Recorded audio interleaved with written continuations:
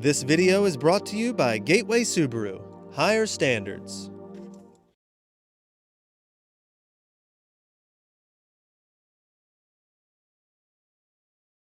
Outdoors Delmarva covers everything outdoors, including real hunting and fishing situations involving wildlife. we do our best each and every week to keep it tasteful, but discretion is advised. Now, enjoy the show. This is Outdoors Delmarva, presented by Gateway Subaru. Higher standards. This week on the show. Sometimes when you hunt, you come up empty-handed. That's what happened to us on a goose hunt out in Worcester County, but there should be geese here, so we just had to come back. Plus, we're putting down the fishing rods and picking up the shotguns out on the Delaware Bay. But when it comes to the fast and furious sea ducks, success can be just as elusive. And take a tour of the winter wonderland that is Delmarva, when the snow falls, that is, on this week's Scorchy's Corner Classic. It makes your yard look as nice as everybody else's. Right now on Outdoors Delmarva.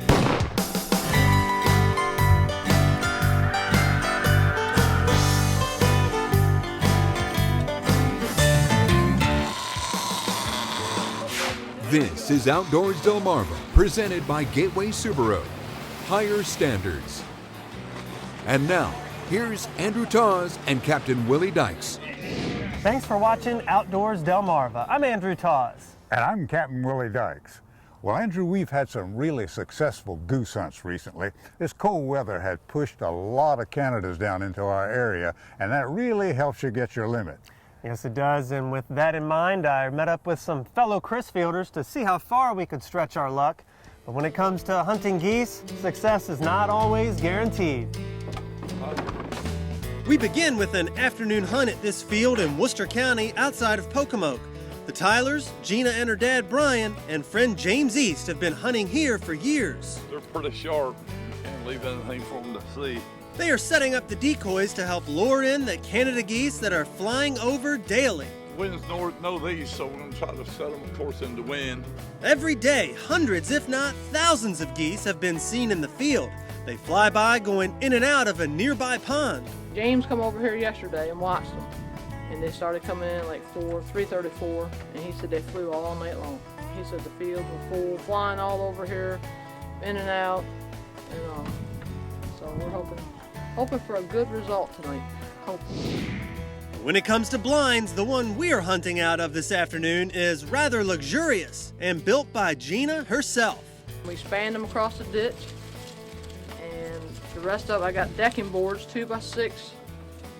Salt-treated decking boards. We put the deck on, and I set in my shop one night and drew my blueprints just how I wanted it.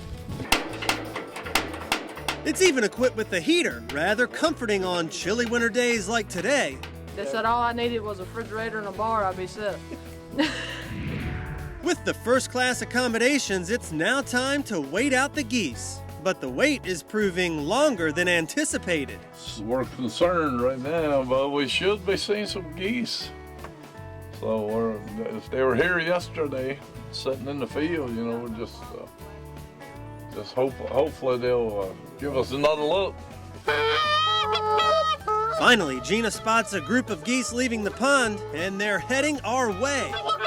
They pitched behind us. You're kidding. Take home. He ain't 10 feet off the ground. I know they pitched. You gotta be kidding me. Sure enough, there they are. Soon after, another larger flock heads towards the group that pitched behind us. Good night. Give me a break. What they won't pitch out there for? So Gina gets them up, and nothing can be done but watch the flock head back to the comfort of their pond. Strange that one hanging over is like that, and then the 5 come and not do it. I don't understand. I got to do a take 2. So what's happened today? Nothing. It's awful. It's no geese, no nothing. And what did come pitched out in the middle of our field. The weather seems to be favorable. We return to the same location, this time for a morning hunt. They'll sit in that pond for about an hour and a half or so, but then they'll come out. And when they come out of there, they usually come over looking to come into the field, and hopefully they'll come over here and we can get a smack dab on them. But so far, the only geese we see are flying into the pond, and patience is beginning to wear thin. Nothing. It's the worst I think I've ever seen it in my life here. This is awful. Well, we're just disappointed, you know, but we've always been successful here. You got to love it. Yeah, that's right. You got to love it and have patience. But as Chris Fielders, we know just the thing to make up for a disappointing day out in the field. Well, I say we'll go to Gordon's, get us a scrambled and egg and cheese sandwich. Make up for everything. Make up in a hot cup of coffee. Things will seem a whole lot better. With food on the brain, we are ready to call it a day when out of the pond comes the geese. Get on your horn, G. Grab my gun.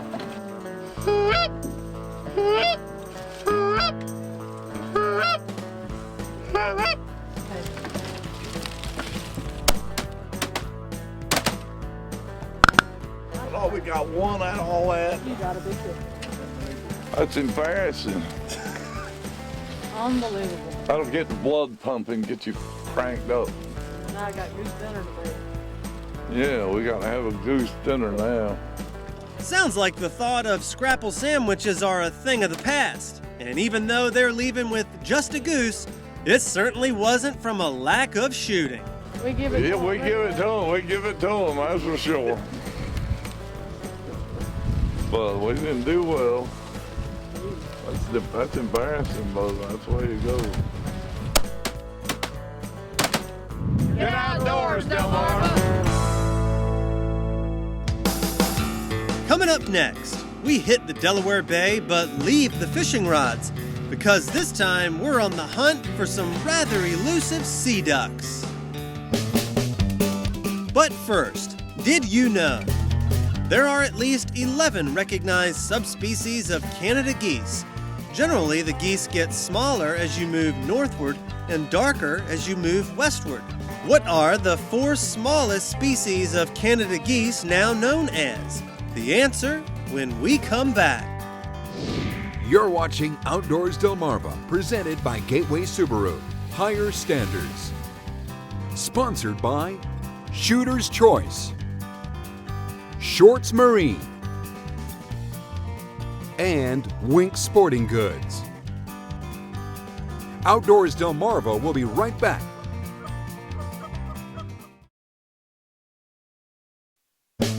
Did you know? A smaller version of the Canada goose breeding farther northward and westward is the newly recognized cackling goose. They look nearly identical, but the Canada is larger and has a much larger bill. Did You Know is sponsored by North Bay Marina. Delmarva is the ideal stopover this time of year for many types of waterfowl trying to escape those frigid climates up north.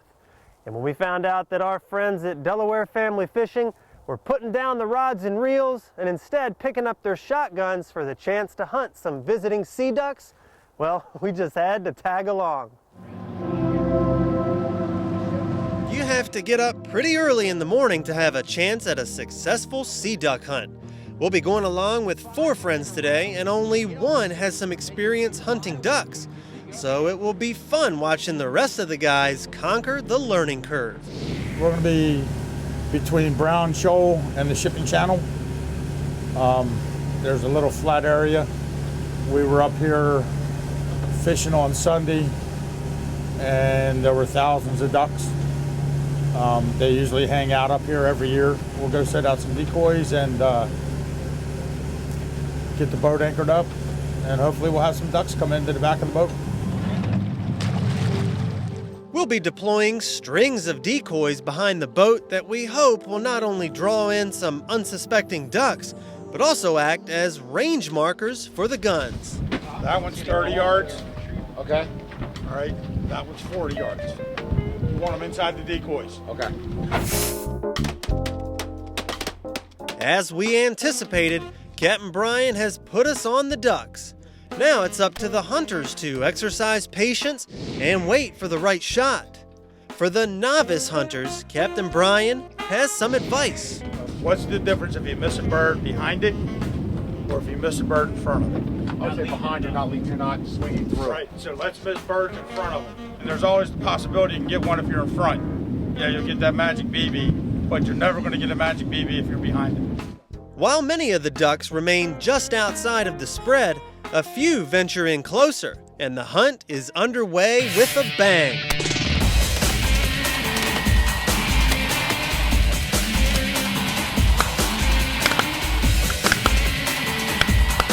Okay, make that a lot of bangs.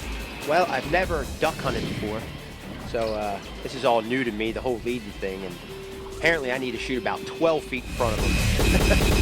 There are huge rafts of scoters spotted not far from our current position, so we'll be taking a new approach. We'll anchor at a point just down from the rafts and let the birds drift with the tide toward our boat. And before long, the strategy pays off. We are literally surrounded by thousands upon thousands of birds who remain frustratingly just out of range. All the hunters can do is remain as still as possible and hope for some birds to drift closer. And after what seems like an eternity, we spot this pair of ducks who look like money.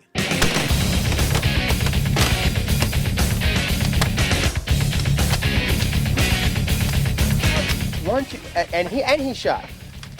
How did 5 of us shoot and not hit one? You want him to replay it and show you? If we get a duck today, just one, I say we strap it to the hood of the car and ride it home. But it's not over yet.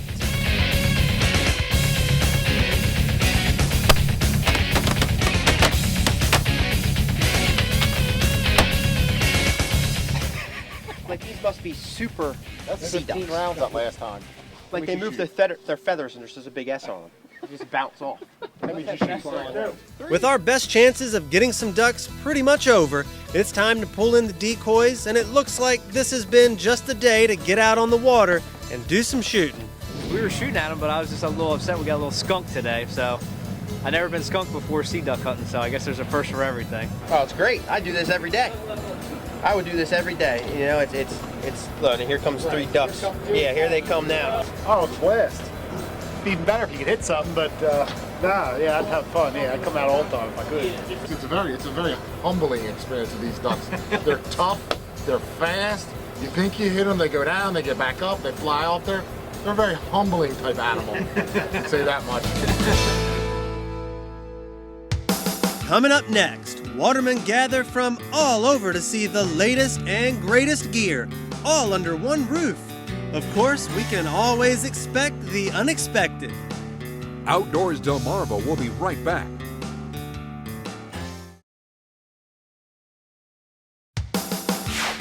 You're watching Outdoors Delmarva, presented by Gateway Subaru. Higher standards. Delmarva's watermen have a place to go to check out the latest and greatest equipment available for harvesting their bounty.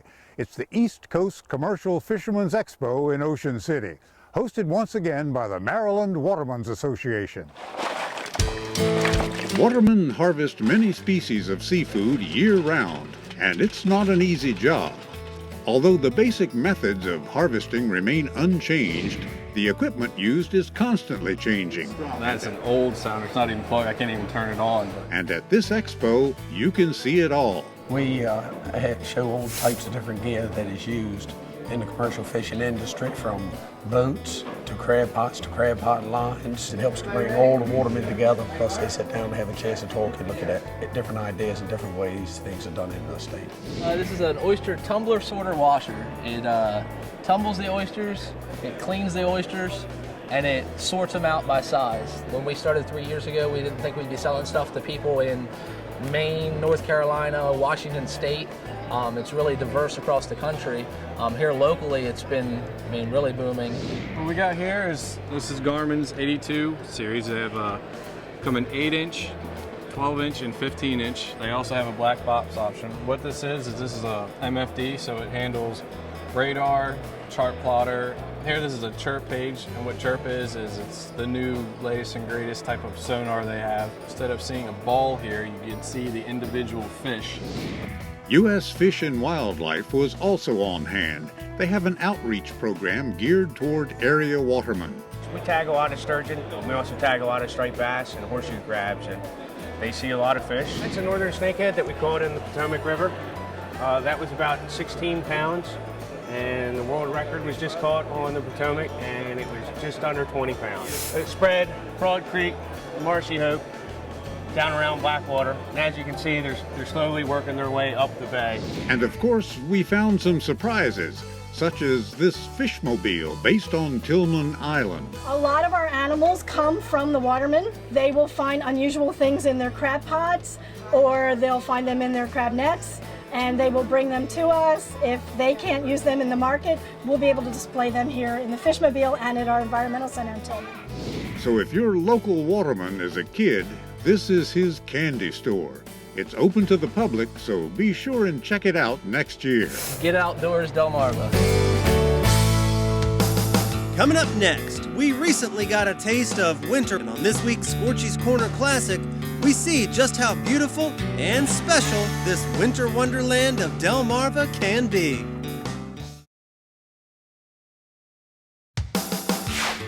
You're watching Outdoors Delmarva, presented by Gateway Subaru. Higher standards. And now, it's time to check in with an old friend. Here's this week's Scorchy's Corner Classic. Snow is the price we pay for summer, but can it be considered a price? Or is it nature's wintry reward for the dog days of summer? That can only be decided in the eye of the beholder. A week ago, all eyes beheld. Ours beheld a world of stream and wood, kindled to a white flame of beauty.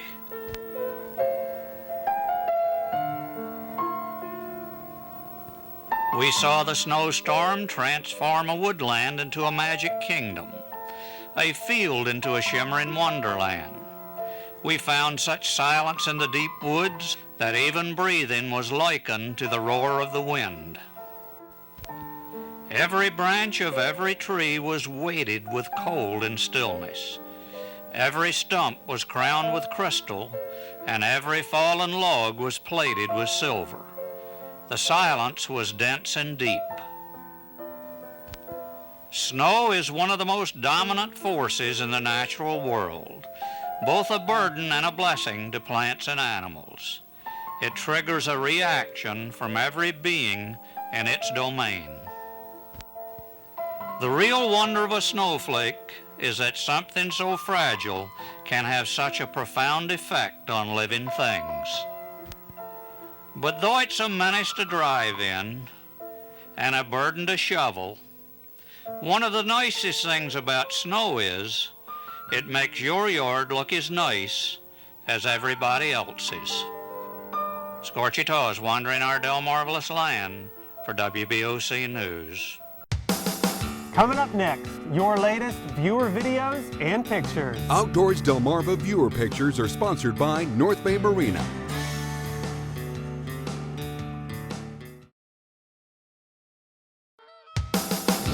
You're watching Outdoors Delmarva, presented by Gateway Subaru. Higher standards. Sponsored by Shooter's Choice, Shorts Marine, and Wink Sporting Goods. It's time now to take a look at some of the pictures and videos sent in by our own Outdoors Delmarva viewers. Christy Bonnewell harvested this nice 12-point buck in western Kent County, Delaware this past weekend. She and her husband were walking back from a hunt when this guy walks out and stands broadside. Christy had to shoot freehand from about 85 yards, but this buck gave her plenty of time to relax and take the shot.